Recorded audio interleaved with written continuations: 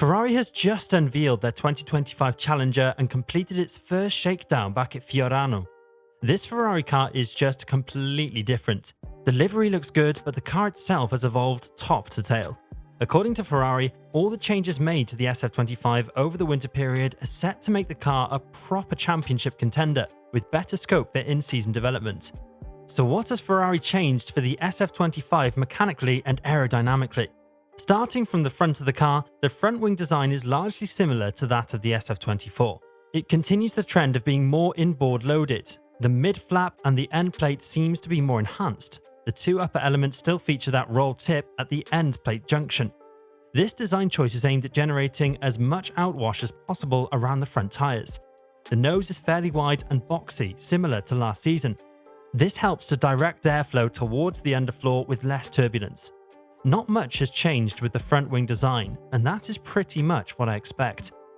Looking at the front suspension next, Ferrari has changed the suspension layout from push rods to pull rods at the front of the car.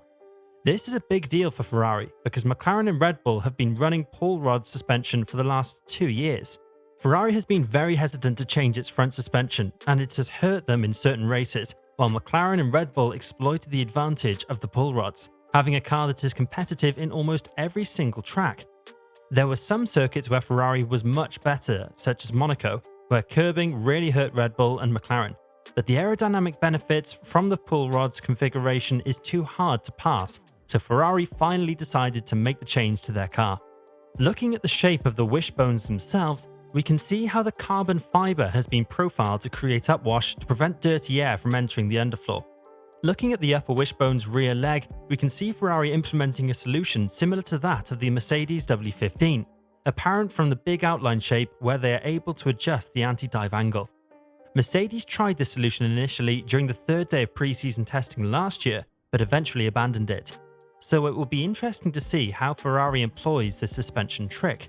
We can also see that the brake ducts are revised. They are a bit smaller on the SF25, which could improve aerodynamic efficiency while having enough brake cooling which can add a lot of performance. Moving to the side of the car, the first change you would notice is that Ferrari has increased the wheelbase of the SF25 by moving the front wheels forward. This creates more space between the front of the side pods and the front tyres, giving a better opportunity to control the front wheel wake, therefore reducing its negative effect on the leading edge of the underfloor. The next big change we see is around the side pods themselves. The radiator inlet area is larger than last year. I think this comes about from the thinking that it could be a competitive season and that when running in traffic, you need to make sure you can cool the car. Having large radiator inlets means there needs to be a larger exit as well, as we know air cannot be pushed through the radiators, instead should be extracted from the outside by creating a drop in pressure. To achieve this, Ferrari has incorporated small openings along the spine of the engine cover, similar to that of the Alpine design last season. Coming back to the radiator inlets, they are slightly more integrated with the body surfaces, which will keep the airflow intact. From the side-on view, we can clearly see that this is a completely new side pod geometry. Ferrari has added that little wing in front of the radiator inlets, just like McLaren, which has allowed Ferrari to push the side pods behind. This change suggests that the cockpit may have also been moved further rearwards. The undercut is very deep compared to last year's Ferrari. Looking at the side pods from the top, we can see Ferrari has extended the gully section on the top surface of the side pods, which now gives the car an outer raised section that is not dissimilar to the 2022 bathtub version. This will contain the airflow over the top surface and improve the airflow into the center of the car at the rear, helping both the beam wing performance and the diffuser at very low ride heights. Looking next at the changes made to the underfloor, Ferrari has made quite a lot of changes to the floor which we were able to spot from the pictures we got from the SF25's Fiorano shakedown.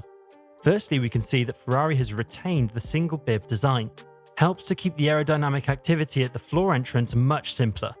Looking at the bargeboard fences, we can see Ferrari designers have incorporated a multi-step trailing edge design. These act as vortex generators, producing outwash to improve extraction of airflow around the floor fences. The second most inbound fence extends past the floor's leading edge, as you can see here. This is to direct downwashing airflow onto the floor's upper surface. Coming a bit back, we can see the SIS bulge is much more prominent compared to last year's SF24. Aerodynamically, this directs airflow towards the floor edge and diffuser. The floor edge itself has been revised. You can see from the positioning of the metal brackets which connect the floor itself. They are repositioned compared to the 2024 floor. Looking a bit further back, we can see Ferrari has reshaped the double mouse hole which feeds clean air to the diffuser. As for the rear suspension, Ferrari has retained the pull rod configuration, so they are going pull rod front and pull rod rear this season. Looking at the wishbone arrangement itself, we can see that the top wishbone forward leg is mounted really low. Perhaps Ferrari going for more anti-lift to keep the car's rear end stable and low under braking. Looking at the rear wing next, Ferrari has made some revisions to this part as well. Firstly, you notice the dip down on the wing's centre similar to the McLaren's rear wing. This seems to be a trend now, where they load up the wing's centre to generate downforce but loosen the ends to gain efficiency. The cutout at the rear wing's edge is also very aggressive, similar to the 2025 Haas design, which allows the team to crank up their wings hard, making the cutout a huge vortex generator. Teams tend to have different rear wing specs to meet circuit demands, so this design might change in future iterations. Looking at other minor aerodynamic tweaks, Ferrari has introduced some clever design details. Let's start with the obvious tweak, the Cobra wings. This is an aero element which Ferrari has carried over from the SF24, but it has been revised as the wing on the 2025 car is taller and less curved. This won't be a big vortex inducer as last season's, but still will produce a noticeable aerodynamic effect, both outwash and upwash. Coming to the wing mirrors next, you can see Ferrari have revised the mirror stay. The profiling of that stay is extended and curved slightly upwards, so it will be both outwashing and upwashing the airflow. Not sure how it works combined with the entire package, but that is a very interesting design detail. Next, looking at the outer portion of the side pod's inlet, while the winglet is similar to the McLaren design, Ferrari again has made its own interpretation here. You can see the winglet's outer portion comes out and has a fairing pointing upwards. The curvature of this fairing seems to be generating once again an inwashing effect towards the side pod's upper surface gully, which is really interesting. There is another small winglet added to the top of the halo here, seems to be generating outwashing vortices. It's quite the revamp Ferrari has done for the SF25. Definitely the evolutionary approach here. It's going to be a big season for them and McLaren, who seem to be championship favourites for now. It's going to be a big push by these teams, and for Ferrari, the SF25 seems to be a very good push. I have heard numbers from the Italian media ranging from 5/10 up to a second, but it's the Italian media, so I'm going to take those numbers with a pinch of salt.